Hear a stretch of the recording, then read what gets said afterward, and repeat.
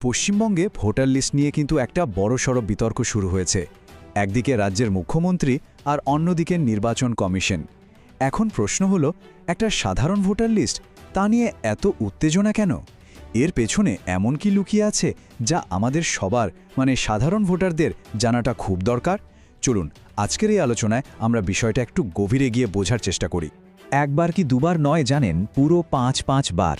হ্যাঁ, পশ্চিমবঙ্গের মুখ্যমন্ত্রী ঠিক এই একটা বিষয় নিয়ে নির্বাচন কমিশনকে চিঠি লিখেছেন। ভাবুন তো, যখন একটা প্রশাসনিক ব্যাপারে এতবার চিঠি চালাচালি হয়, তখন কিন্তু বুঝতেই হবে যে ব্যাপারটা আর সাধারণ কোনো অভিযোগের স্তরে নেই। এর জড় আসলে আরও অনেক গভীরে। তো মূল অভিযোগটা ঠিক কি?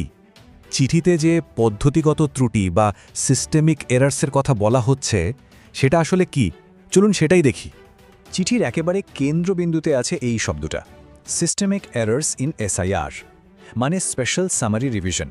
সোজা কথায় অভিযোগটা হলো, ভোটার তালিকা আপডেট করার যে গোটা প্রক্রিয়া মানে এসআইআর, সেখানেই নাকি বড়সড় গলদ রয়ে গেছে।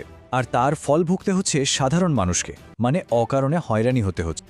আচ্ছা, এই এসআইআর বা স্পেশাল সামারি রিভিশন জিনিসটা আসলে কি? দেখুন, খুব সহজ ভাষায় বলতে গেলে এটা হলো ভোটার লিস্টকে আপ টু ডেট করার একটা সরকারি প্রক্রিয়া। মানে নতুন ভোটারদের নাম তোলা, পুরনো ভুলভ্রান্তি ঠিক করা, এইসব। তো বুঝতেই পারছেন প্রক্রিয়াটা খুবই গুরুত্বপূর্ণ। কিন্তু মুখ্যমন্ত্রীর অভিযোগটা হলো, প্রক্রিয়াটা যেভাবে চালানো হচ্ছে, সমস্যাটা ঠিক সেইখানে। চিঠিতে কিন্তু বেশ কয়েকটা মারাত্মক অভিযোগ তোলা হয়েছে। যেমন ধরুন, বলা হচ্ছে যে শুনানির নামে সাধারণ মানুষকে নাকি খামোখা হেনস্থা করা হচ্ছে। পুরো প্রক্রিয়াটাতেই নাকি একটা সংবেদনশীলতার অভাব রয়েছে। আর সবচেয়ে বড় যে অভিযোগটা, সেটা হলো এর আগেও নাকি ৪ বার এই একই বিষয়ে দৃষ্টি আকর্ষণ করা হয়েছে, কিন্তু তাতেও নাকি নির্বাচন কমিশন কোনো কর্ণপাতই করেনি। আচ্ছা, এই যে এত রাজনৈতিক চাপানুতোর, এর বাইরে গিয়ে চলুন আমরা দেখি যে সাধারণ মানুষের জীবনে এর ঠিক কী প্রভাব পড়ছে। কারণ দিনের শেষে তো এই সব কিছু সাধারণ ভোটারদেরকে নিয়েই, তাই না? সমস্যাটা ঠিক কোথায় হচ্ছে সেটা এবার একটু ভেঙে বলা যাক। অভিযোগটা হলো, ভোটাররা শুনানিতে যাচ্ছেন, যা যা কাগজপত্র দরকার সব জমাও দিচ্ছেন, কিন্তু গোলমালটা হচ্ছে ঠিক এরপরেই। কারণ নথি জমা দেওয়ার পর তাদের হাতে কোনো রসিদ বা অ্যাকনলেজমেন্ট স্লিপ দেওয়া হচ্ছে না। আর ঠিক এই জায়গাটা থেকেই একটা বড় আশঙ্কার জন্ম হচ্ছে। আশঙ্কাটা ঠিক কি? আশঙ্কাটা হলো, যেহেতু হাতে কোনো প্রমাণ নেই, তাই কর্মকর্তারা খুব সহজেই নট ফাউন্ড বা খুঁজে পাওয়া যায়নি বলে ভোটার তালিকা থেকে নামটা কেটে দিতে পারেন।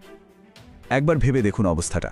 একজন নাগরিক সমস্ত নিয়মকানুন মেনে তার নথি জমা দিলেন, অথচ শুধু একটা রসিদ না থাকার কারণে তার ভোটাধিকারটাই কেড়ে নেওয়া হতে পারে।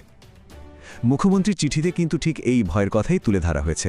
আর এই সমস্যাটা কিন্তু আজকের নয়। চিঠিতে প্রায় ২ দশক আগের একটা ঘটনার কথাও মনে করিয়ে দেওয়া হয়েছে। বলা হচ্ছে, ২০০২ সালে যখন ডেটা ডিজিটাইজ করা হয়, তখন এমন অনেক ভোটার ছিলেন যাদের নাম তালিকায় থাকলেও তাদের তথ্য কোনো কারণে কম্পিউটারে তোলা হয়নি। আর এখন এত দিন পরেও সেই ভোটারদের নাকি সমস্যায় পড়তে হচ্ছে। তো এই যে ছোট ছোট ঘটনাগুলো, যেমন রসিদ না পাওয়া বা পুরনো ডেটার সমস্যা, এই সব কিছু মিলিয়ে কিন্তু একটা অনেক বড় প্রশ্ন উঠে আসছে। মুখ্যমন্ত্রীর দাবি অনুযায়ী এটা শুধুমাত্র একটা পদ্ধতিগত ভুল বা প্রসিডিউরাল এররের মধ্যে সীমাবদ্ধ নেই।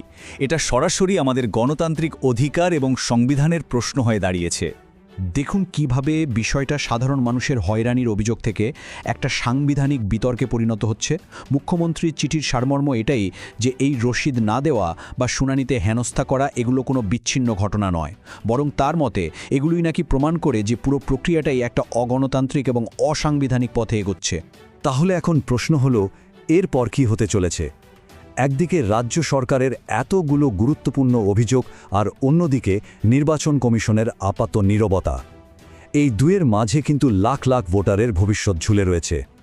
আর এই পুরো বিতর্কটা শেষে আমাদের সবাইকে একটা খুব মৌলিক প্রশ্নের সামনে এনে দাঁড় করিয়ে দেয়।